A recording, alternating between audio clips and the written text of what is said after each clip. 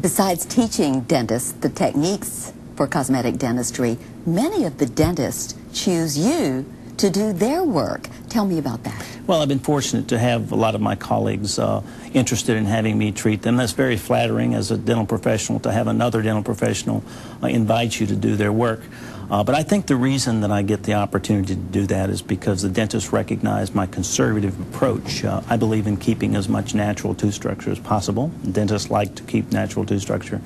And I also have the experience in the artistic part of the area, and you know, dentistry is an art and a science, and but this part is more art than it is science, and I think some of my colleagues appreciate my aptitude in that area.